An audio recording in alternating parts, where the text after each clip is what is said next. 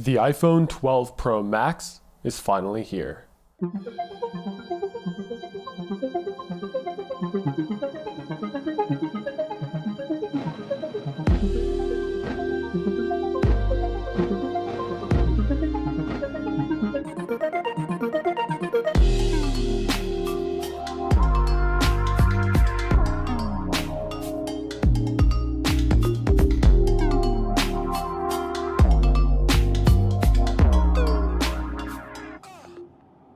Hey guys, welcome back to the channel. If you're new here, my name is Aman. I'm a student studying computer science and economics, and this is my review and thoughts on the iPhone 12 Pro Max and really the whole iPhone 12 lineup for 2020. This year, Apple released a total of 4 new phones, 2 mid-range ones and 2 Pro phones. We have the iPhone 12 mini, the iPhone 12, the iPhone 12 Pro, and finally, what we have right here, the iPhone 12 Pro Max.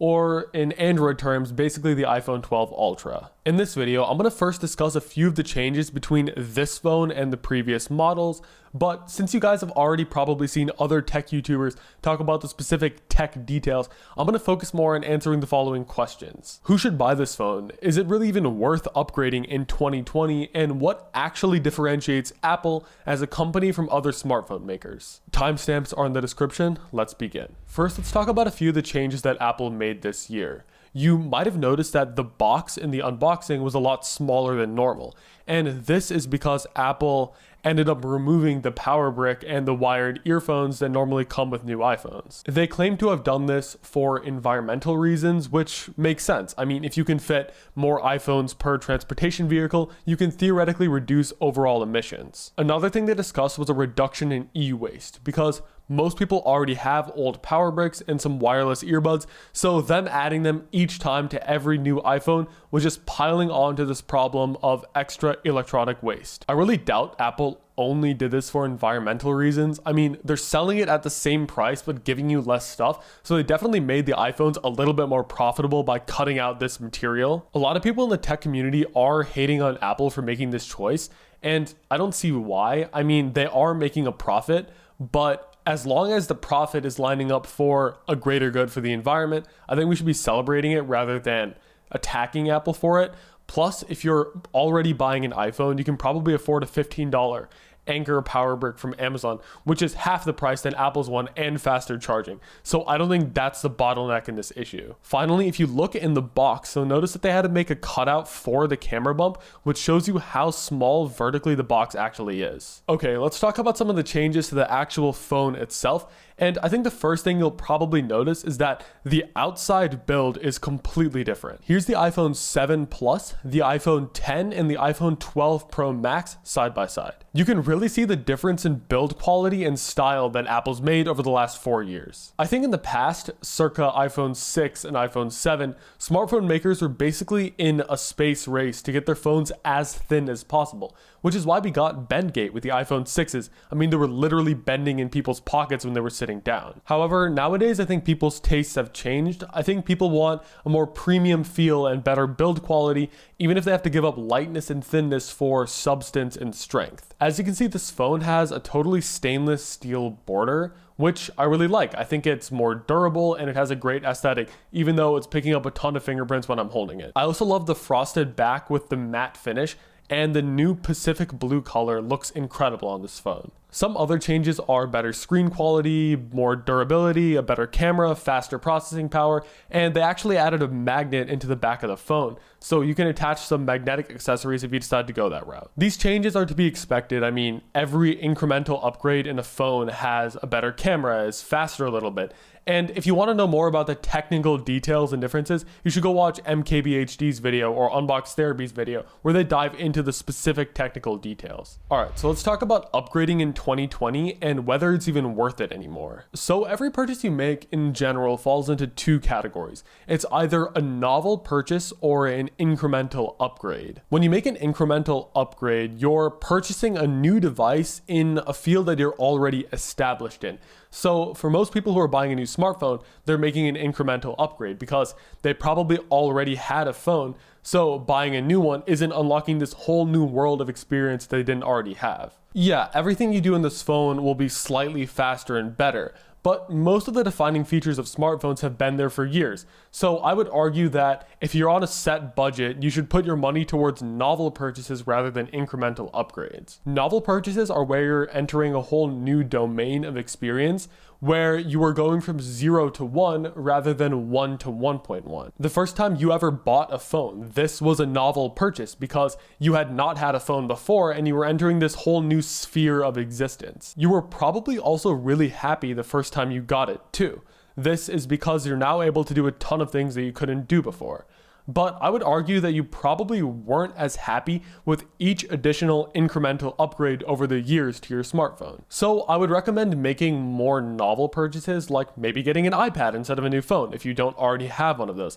I've been using an iPad for the last couple months, and it's really changed the game for me when it comes to note taking and writing. So if you're a student, rather than looking for a new phone, if you already have one, I would recommend making a novel purchase, like an iPad or a Kindle or a smartwatch or a camera or something like that. But let's say that you've already decided to upgrade to a new phone, and your question is whether this is the year you want to upgrade. So I'd only recommend incrementally upgrading if your current device is causing you pain somehow. So either the phone screen is broken or it's gotten so slow that it's stopping you from doing the things you want to do. The research on happiness shows that you only really notice it if you take away a negative rather than add a positive. So right about now, if you have an iPhone 7 or before, chances are that your phone is starting to slow down. So I'd recommend upgrading now to the iPhone 12 just because Apple actually made some actual differences this year in terms of the build quality and adding 5G. The iPhone 12 lineup is pretty future-proof because they added 5G this year, which means that it can carry you for many generations to come. Also, I feel like people hate on Apple because they look at each incremental upgrade every year and don't see that much of a difference between the models. But the truth is that most people don't upgrade every single year. The vast majority of people wait 4 to 5 years before upgrading, and even small changes every year over a long period of time actually compounds to make a massive difference. My brother upgraded from the iPhone 7 and he told me that the experience was completely different. I mean, the whole build is different, the interface is different, so he's really happy that he waited 4 years to upgrade because now he actually notices the difference. Let's say that each model only increases in quality by 10%, which is a conservative estimate. When you move from the 7 to the 8 to the 10 to the 10S to the 11 and finally the 12, you actually get a pretty big difference.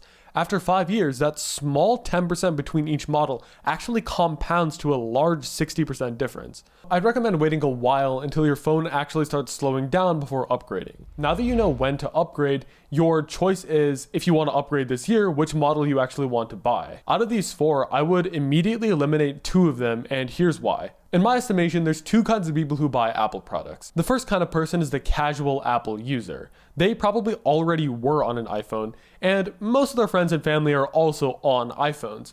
So they want an iPhone, but they don't really care to know the specific differences between the models and don't really want to think about it too much. For those people, I would recommend you get the iPhone 12. The Pro models are more geared towards pros or people that do creative work or anyone who just wants the best device. So now that we've narrowed it down to the iPhone 12 and the iPhone 12 mini, I would recommend that you do not get the iPhone 12 mini simply because when 5G is turned on, the battery life is going to be terrible. 5G consumes an ungodly amount of battery life, and when everyone's on it, the mini battery is not going to be able to take it. So I'd recommend you upgrade to the 12, which would provide a much better experience. The second kind of person is probably a tech bro, loves Apple, and has the cash to burn. This person is probably debating between the 12 Pro and the 12 Pro Max based on size. For this person, I would recommend the Pro Max for the same reasons as before. When 5G is on, it's going to decimate battery life on the iPhone lineup, and the Pro Max has the largest battery which will be able to withstand it. Plus, this year, Apple actually upgraded the Pro Max cameras versus the Pro,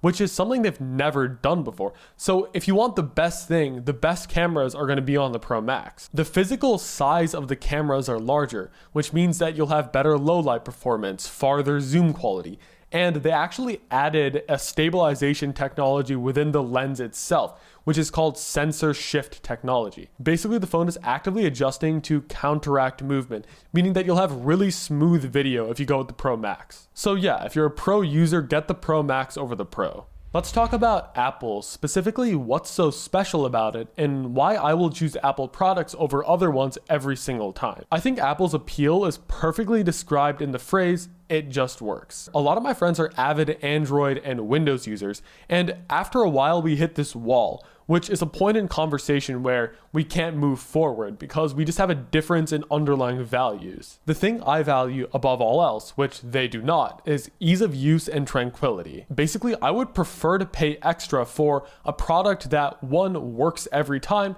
and two, is really easy to set up and get going without any extra effort. For example, Apple has a really great cloud storage system called iCloud Drive. By default, as soon as I open my MacBook, every single file on its hard drive is synced and uploaded to the cloud. So I can access every single file on my computer from anywhere in the world on my phone, my iPad, or any other computer. And this is enabled by default with no extra setup right out of the box. When I told one of my friends this, they responded with, "Oh, you can get a cloud server, which is 2 terabytes and does pretty much the same thing for a couple dollars a month." Well, to do that, you would have to know the programming language Bash. You would have to be familiar with SSH and Linux, and you would have to be able to manually upload every file every single time with a ton of extra setup beforehand and maintenance work. This is a lot of extra time just to shave down the price by a couple dollars a month. And there are a lot of people who would do that. They prefer to put in extra effort, extra time, just to cut down the price as low as possible. These kinds of people want to maximize the spec per price as far as possible. And if you're that kind of person, that's totally fine. You probably shouldn't go with Apple products. But if you're like me, I prioritize ease of use and trust in the system, and I will pay a little bit extra for that. For example, there are times where I have to go to the library to print out assignments, and I don't bring my laptop or even my iPad to do that because I just know by default, all of my files on my computer are just uploaded to the cloud. I don't even have to think about it. I can just print it off the library computers without any extra effort. That's just one example, but this ease of use and fluidity permeates the entire Apple ecosystem for a lot of different things. You pay for simplicity and peace of mind, and yes, Apple definitely does not have the best spec to price ratio. They 100% are a giant company and already have way too much money, but I will naturally set all of that aside because I value reliability over everything else, and that's what Apple provides. So those are my thoughts on the iPhone 12 Pro Max and Apple as a whole in 2020. If you enjoyed this video, you might also like my very first video, which is a review of the MacBook Pro for computer science students. That'll be right here. Thank you for watching, and I will see you in the next video.